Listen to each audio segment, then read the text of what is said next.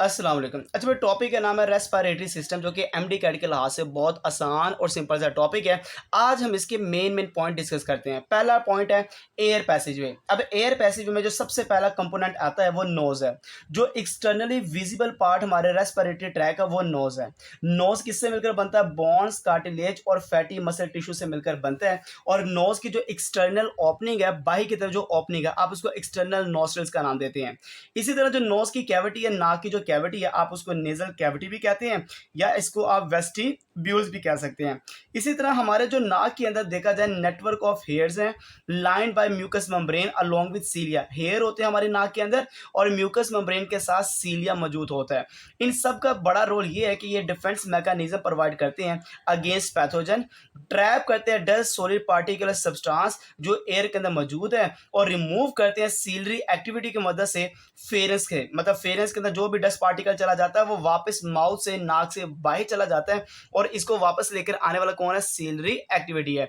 Even जो नाक के अंदर म्यूकस मॉइस है, जो कि म्यूकस मेम्ब्रेन है, ये म्यूकस मॉइस एंड चेंज करती है इनहेल एयर टेम्परेचर और जो बाहर से आने वाली एयर है उसका टेम्परेचर 30 सेंटीग्रेड कर देती है जो near to the body temperature है। इसका मतलब म्यूकस का भी बड़ा रोल है, सीलिया का भी बड़ा रोल है और हेयर का भी। हेयर का क्या काम हुआ?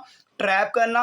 म्यूकस का सबसे बड़ा रोल क्या है? टेम्परेचर के मुताबिक एयर को एडजस्ट करना। और जाप के जो सीलिया है, ये सीलरी एक्टिविटी की वजह से जितना भी सॉलिड या डस्ट पार्टिकल है उसको वापस लेकर आना, ये सीलिया की मदद से होता है। अगला जो कंपोनेंट आता है वो है फेरेंक्स। फेरेंक्स मतलब कि नोस्ट्रल से आगे जो नेजल कैविटी है, नेजल कैविटी से अगली जो नाली आती है एयर पैसेज वे की, वो फेरेंक्स है। तो नोज ओपन इनटू फेरेंक्स। अगर देखा जाएगा मस्कुलर म्यूकस सिक्रेटिंग पैसेज है, ये आपने याद रखना है। मस्कुलर म्यूकस सिक्रेटिंग पैसेज है, कौन शेप की होती है? इसके 3 सेक्शन है। अगर नाक वाले सेक्शन में होगा नाम तो उसको नेजोफेरेंक्स कहते हैं। अगर माउथ वाली साइड पे नजर आते हो ओरोफेरेंक्स कहते हैं और अगर लेरिंक्स वाली साइड पे नजर दिया को लेरिंजोफेरेंक्स कहते हैं। तो इसके 3 सेक्शन है जो कि आप फेरेंक्स को डिवाइड करते हैं 3 सेक्शंस के अंदर। इसी तरह हमारे जो फेरेंजल कैविटी है, जो कि हमारे फेरेंजल कैविटी और ओरल, इनका आपस में इंटरकनेक्शन होता है मिडली। और इसी वजह से ये इतना बेनिफिशियल है इन दोनों का आपस में कनेक्शन कि हम ब्रीथ कर सकते हैं, सांस ले सकते हैं दोनों जगह से, माउथ से भी और नोज से भी। तो माउथ और नोज से सांस लेने का जो अमल है वो बेसिकली मिडली इंटरकनेक्शन की वजह से होता है। और वो किसका इंटरकनेक्शन है? ओरल और फ्रेंजियल कैविटी का है। और फ्रेंजियल कैविटी मतलब फेरेंस की कैविटी है। अब इसी के बाद जो फेरेंक्स है, इसके बाद जो अगला हमारे पास कंपोनेंट आता है उसका नाम है लेरेंक्स।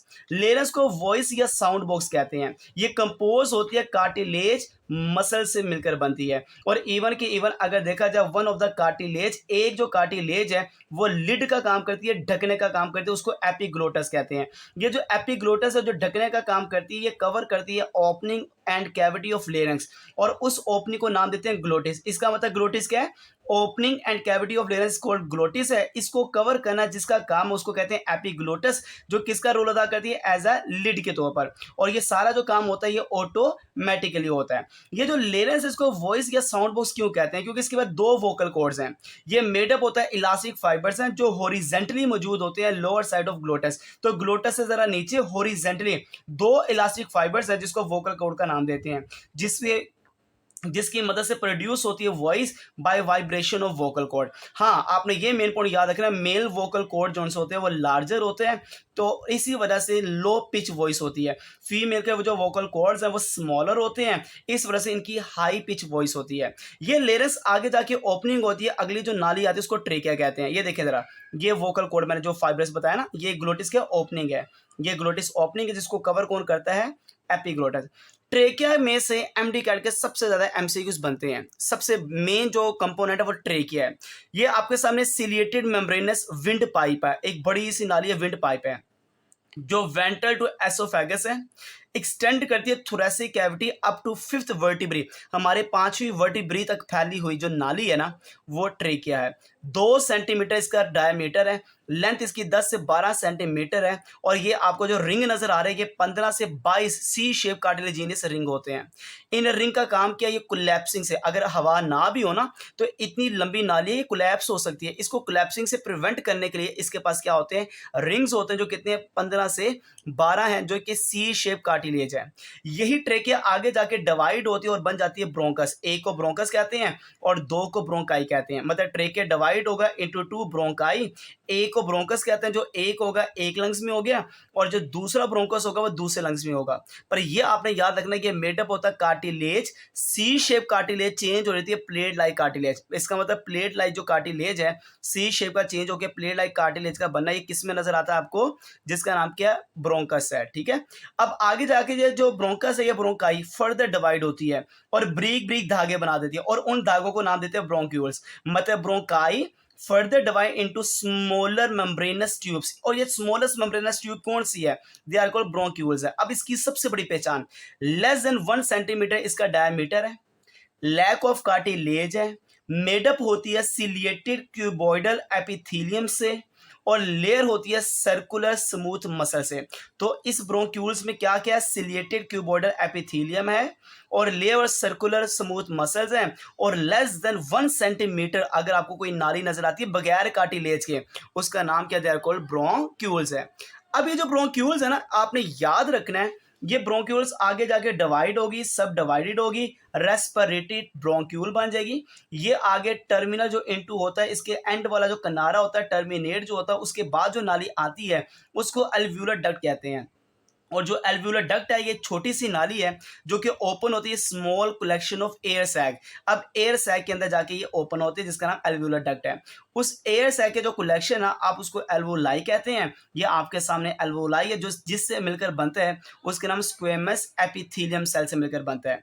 इसका अगर देखा जाए 0.1 सेंटीमीटर थिकनेस है, नेटवर्क ऑफ कैपिलरीज इसके पास मौजूद है और ये एक साइट है जहाँ पे गैसेस एक्सचेंज होती है बिटवीन एयर और ब्लड के अंदर। ये है जिसको structural and functional unit of respiratory system का नाम दिया जाता है। एक लंग्स के पास 350 मिलियन एल्वोलाई होते हैं। एल्वोलाई इंक्रीज करते हैं सरफेस एरिया को। एल्वोलाई के पास कोलेजन इलास्टिक प्रोटीन होती है जो हेल्प करती है expanding and recoiling easily during breathing के अमल में। ये आपके सामने मैंने क्या बता दिया, एल्वोलाई बता दिया। अब एल्वोलाई जिसके पास मौजूद है वो तो क्या है, रेस्पिरेटरी ऑर्गन है और वो लंग्स है। आपके सामने जो एक लंग्स ये एक लंग्स ये है, सबसे ऊपर जो टुकड़ा होता है लंग्स का इसको सुपीरियर लूब ऑफ लंग कहते हैं, सेंटर वाले को मीडियन लूब ऑफ लंग कहते हैं और सबसे नीचे वाले को इंफीरियर लूब ऑफ लंग्स का नाम दिया जाता है। ये देखिए ब्रोंकस भी फर्दर डिवाइड है, primary bronchus, secondary bronchus, tertiary bronchus. मतलब पहले जब बनी तो ब्रोंकस आगे डिवाइड होगी तो सेकेंडरी ब्रोंकस आगे फर्दर डिवाइड तो टर्शियरी ब्रोंकस है। मेरा जो आज का मौजू है ना वो ये मेन है लंग्स के बारे में बताना। लंग्स तादाद में कितने हैं, 2 इन नंबर है। ये कैसे होते हैं, स्पॉन्जी इन नेचर है। कहाँ मौजूद है, थोरेसिक कैविटी मौजूद है। इसको कवर्ड किसने किया, 12 पेयर ऑफ रिब्स ने जो डॉर्सली वेंट्रली मौजूद है। डायाफ्राम इसके नीचे होता है जो muscular floor of thoracic cavity है, जो मस्कुलर फ्लोर है जो कि थोरेसिक कैविटी में मौजूद है इसको डायाफ्राम कहते हैं। इसका शेप क्या लंग्स का कोनिकल है। लेफ्ट लंग्स में कितने लूब्स हैं, 2 लूब्स हैं। राइट लंग्स में कितने लूब्स हैं, 3 लूब्स हैं। और इनको सेपरेट करने वाली जो कैविटी है, आप उसको सेपरेट करने वाला जो आप कह लें कि जो मेम्ब्रेन है उसको नाम देते हैं मेडिस्टेनियम। ठीक है, both lungs are separated by a membrane, they are called mediastinum, इसको नाम दिया जाता है। एक लंग्स के पास डबल प्लूरल मेम्ब्रेन होती है और उस मेम्ब्रेन के अंदर प्लूरल फ्लूइड होता है। इसका काम क्या, प्रेजेंट होता है स्पेस बिटवीन मेम्ब्रेन जो कि प्रिवेंट करता है किसे, फ्रिक्शन से बचाता है। तो फ्रिक्शन से बचाने के लिए इसके पास क्या मौजूद है, फ्लोरल फ्लूइड मौजूद होता है। अब प्लूरल फ्लूइड के बाद मैं आपको अगला जो पॉइंट बताने लगा हूं एमडी कैड के लिहाज से बहुत इंपॉर्टेंट पॉइंट है जो आपने याद रखने हैं। Cartilage, goblet cell, smooth muscle, cilia, गैसिक चेन, ये कहाँ कहाँ पे मौजूद है और कहाँ कहाँ पे ये होते हैं। Trachea, bronchi, terminal bronchiole, respiratory bronchiole, alveolar duct और एल्वोलाई। ट्रेकिया के पास कार्टिलेज भी है, गॉबलेट सेल भी है, स्मूथ मसल भी है, सीलिया भी है, गैसिक चेन यहाँ पे नहीं होती। ब्रोंकाई के पास कार्टिलेज भी है, गॉबलेट सेल भी है, स्मूथ मसल भी है, सीलिया भी है, गैसिक चेन यहाँ पे नहीं होती। टर्मिनल ब्रोंक्यूल्स में कार्टिलेज नहीं है, गॉबलेट सेल नहीं है, स्मूथ मसल मौजूद है, सीलिया मौजूद है, गैसिक चेन यहाँ पे नहीं होती। रेस्पिरेटरी ब्रोंक्यूल में कार्टिलेज नहीं है, गॉबलेट सेल नहीं है, स्मूथ सेल मसल नहीं है, फ्यू सीलिया होते हैं, गैसेस यहाँ पे नहीं होती है। एल्व्यूलर डक्ट, इसमें कार्टिलेज भी नहीं है, गॉबलेट सेल भी नहीं है, स्मूथ मसल भी नहीं है, सीलिया भी नहीं है, गैस एक्सचेंज यहाँ पर होती है। एल्वोलाई में कार्टिलेज भी नहीं है, गॉबलेट सेल भी नहीं है, स्मूथ मसल भी नहीं है, सीलिया भी नहीं है और यहाँ पे गैस एक्सचेंज का अमल होता है। जज़ाकल्लाहुल खैर।